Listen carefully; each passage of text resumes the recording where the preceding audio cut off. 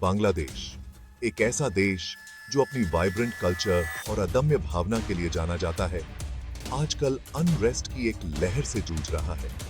इस टर्मोइल के केंद्र में है प्रधानमंत्री शेख हसीना, जो अब अपने चौथे कार्यकाल में हैं और अभूतपूर्व डिसेंट का सामना कर रही हैं।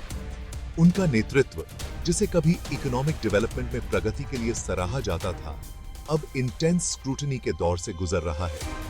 सरकारी नौकरियों के लिए एक कंट्रोवर्शियल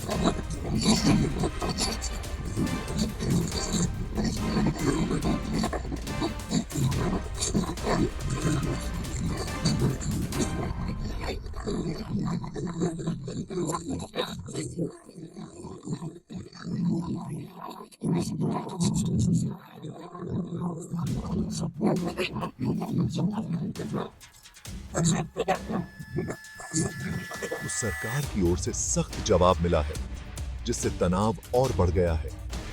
दुनिया देख रही है कि यह देश जो ब्रिंक पर खड़ा है, एक ऐसे क्राइसिस से जूझ रहा है जो उसकी हार्ड वॉन स्टेबिलिटी को खतरे में डालता है। विरोध प्रदर्शनों के मूल में एक कोटा सिस्टम को लेकर गहरी नाराजगी है, जिसके बारे में कई लोगों का मानना है कि यह असमानता को बढ़ावा देता है।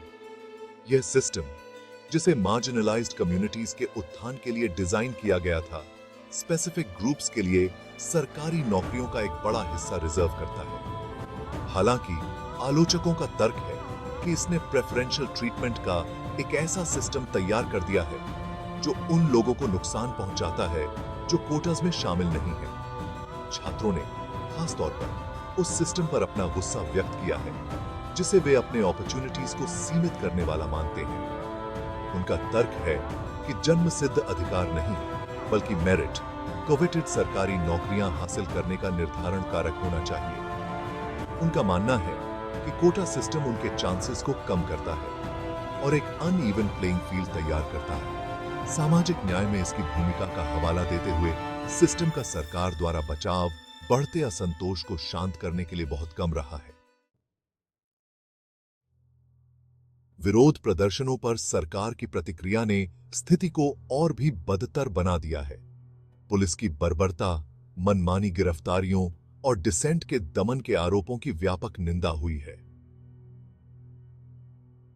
लहूलुहान प्रदर्शनकारियों और पत्रकारों को हिरासत में लिए जाने की तस्वीरें सोशल मीडिया पर छा गई हैं, जिससे बांग्लादेश और अंतर्राष्ट्रीय स्तर पर आक्रोश फैल गया है। ह्यूमन राइट्स ऑर्गेनाइजेशंस ने सरकार पर डिसेंट को दबाने के लिए ऑथोरिटेरियन टैक्टिक्स का सहारा लेने का आरोप लगाया है। फ्री स्पीच और असेंबली पर क्रैकडाउन ने खतरे की घंटी बजा दी है, क्योंकि कई लोगों को राजनीतिक दमन के उन दिनों की वापसी का डर सता रहा है जिनसे उबरने के लिए बांग्लादेश ने कड़ी मशक्कत की है। हालांकि सरकार का कहना है कि कानून और व्यवस्था बनाए रखने के लिए उसके कार्य आवश्यक हैं। Section 4, beyond the quota system, deeper challenges. जहां कोटा सिस्टम ने अशांति के लिए इनिशियल कैटलिस्ट का काम किया, वहीं विरोध प्रदर्शन बांग्लादेश को परेशान करने वाले डीपर सोसाइटल इश्यूज को भी उजागर करते हैं। बढ़ती बेरोजगारी, खासकर युवाओं में, ने निराशा और डेस्परेशन की भावना पैदा कर दी है। अर्थव्यवस्था, हालांकि अपनी ग्रोथ के लिए प्रशंसित है, कई लोगों के लिए अवसरों में तब्दील होने में विफल रही है। भ्रष्टाचार एक परसिस्टेंट प्रॉब्लम, प्रगति में बाधा डालने वाली एक और बड़ी बाधा के रूप में देखा जाता है। व्यापक भ्रष्टाचार के आरोपों और जवाबदेही की कमी ने सरकार में जनता का विश्वास कम कर दिया है। अमीर और गरीब के बीच बढ़ती खाई, बढ़ती महंगाई के साथ ने नाराजगी और इस भावना को और बढ़ा दिया है कि सिस्टम को आम नागरिकों के खिलाफ रिग्ड किया गया है। Section 5, A World Watches, International Response and Implications। Bangladesh में अनफोल्डिंग क्राइसिस पर किसी का ध्यान नहीं गया है।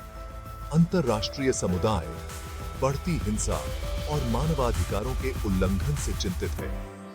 संयुक्त राष्ट्र ने बातचीत का आग्रह किया है और फंडामेंटल फ्रीडम्स को बनाए रखने के महत्व पर जोर दिया है। भारत, बांग्लादेश का करीबी पड़ोसी, एक डेलिकेट पोजीशन में है। भारत की प्रतिक्रिया संयमित है।